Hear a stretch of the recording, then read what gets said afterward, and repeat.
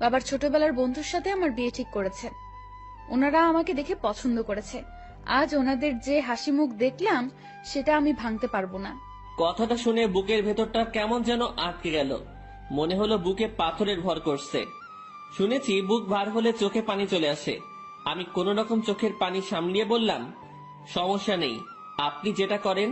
তুই আমার উপর রাগ করলি তাই না? আরে না, আপনার সিদ্ধান্তে আমি খুব খুশি। পরিবারের কথা চিন্তা করে সব করতে হয়। তোমার কথায় কান্নার আওয়াজ পাচ্ছি। আরে না, কি যে বলেন, কান্না করব কেন? আমি রাজি হওয়াতে আমার বাবা যে খুশি হয়েছে সেটা আমি তার চোখ মুখ দেখেই বুঝেছি। আচ্ছা আপনি করেন, আপনি রেস্ট নেন, আমি আমার রুমে যাই। ইরা কিছু বলল না, চুপ করে বসে থাকলো। হয়তো আমার কথাও সে ভাবছে। আমি রুমে এসে আর কি করব? ছেলেদের তো আওয়াজ করে কান্না করতে নেই, লোকে খারাপ বলবে। রুমের মধ্যে কিছুক্ষণ থাকলাম, ভালো লাগলো না। বাসার ছাদের দিকে রওনা দিলাম। আমি কখনো যাইনি এই বাসার ছাদে, এই প্রথম যাচ্ছি। ছাদে পৌঁছে এক করে চুপটি করে দাঁড়িয়ে আছি। ভাবছি ম্যামের কাছ থেকে বিদায় নিয়ে চলে যাব, কারণ এ কষ্ট সহ্য করার মতো না, আমি সহ্য করতে পারছি না। হঠাৎ ছাদে কারো উপস্থিতি টের পেলাম। একটা লোক আমার দিকে এগিয়ে আসছে।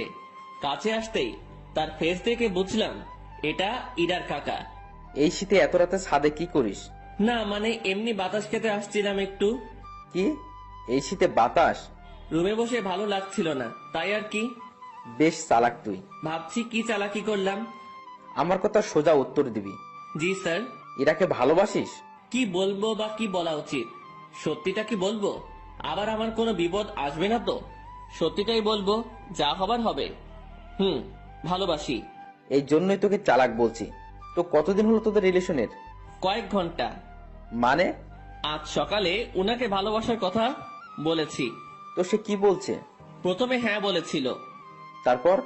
ছেলেপক্ষ দেখে যাওয়ার পর আমাকে মানা করে দেয়। কেন?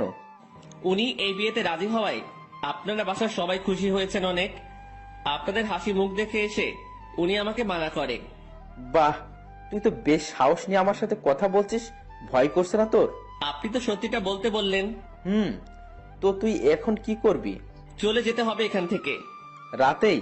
না, সকালে ওনার দেখা করে চলে যাব। বাহ, তো দেবদাস হয়ে কোথায় ঘুরে বেড়াবি? আমি চুপ হয়ে গেলাম। উনি মজা নিচ্ছেন বোঝাই যাচ্ছিল। চুপ হয়ে গেলি কেন বল? জি স্যার, কিছু না, আমি আসলে ভুল করেছি, মাফ করে দিন। আমি কাল সকালে চলে যাব। যা রুমে যা। জি। এই শোন। বলেন। স্মোক করিস? জি না। বাসা কোথায় তোর? রাজশাহী।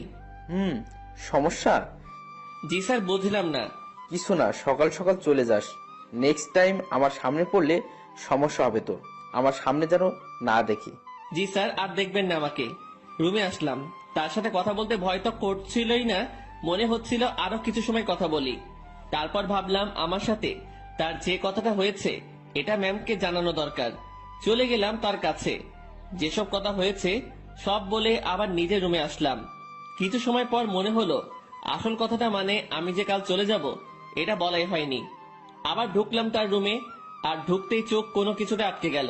উনি ড্রেস চেঞ্জ করছিলেন, যা দেখার আমার চোখ দেখে ফেলেছে। আমার কোনো দোষ নেই, আমি নিজেই অন্যদিকে ঘুরে রুমে চলে আসবো। তখনই উনি বললেন, এই দাঁড়া। ম্যাম আমি কিছু দেখিনি। কিছু দেখা না দেখার কথা আমি বলিনি, কি বলতে আসছিলি সেটা বল। আমি কাল সকালে চলে যাচ্ছি। আরে, অন্যদিকে ঘুরে আছিস কেন? আমার শরীরে পোশাক আছে, এখন এইদিকে তাকা। ঘুরে তার দিকে তাকালাম, এখন সব ঠিকঠাক আছে। কি যেন বলতেছিলি? এত জায়গা থাকতে রুমে ড্রেস চেঞ্জ করতে হবে কেন? এইটা বলতে আসছিলি? না। তুই বলবি নাকি মাইক শুরু করব? বলছি, আমি কাল সকালে চলে যাচ্ছি। কোথায়? আমার গ্রামের বাড়ি। কেন? আমি এখানে থাকতে পারছি না, দম বন্ধ হয়ে আসছে। এতদিন তো দম বন্ধ হয়নি, আজ হচ্ছে কেন? দেখেন, ভালোবাসার মানুষটি চোখের সামনে থেকে এভাবে হারিয়ে যাবে, আমি এটা দেখতে পারবো না। তুই যদি যাস ব্রেকআপ করে তারপর চলে যাবি। ঠিক আছে, ব্রেকআপ। যা বলার বলে এসে কম্বল মুড়ি দিয়ে শুয়ে পড়লাম। ওনার কথা ভাবতে ভাবতে চোখের পাতাটা বন্ধ হয়ে গেল। রাত তখন কত হয়েছে আমি জানি না। আমার কম্বলের নিচে কাউকে অনুভব করলাম, কেউ একজন এখানে এসে শুয়ে আছে। নিজের ঘুম ভাঙাতে চোখ খুললাম।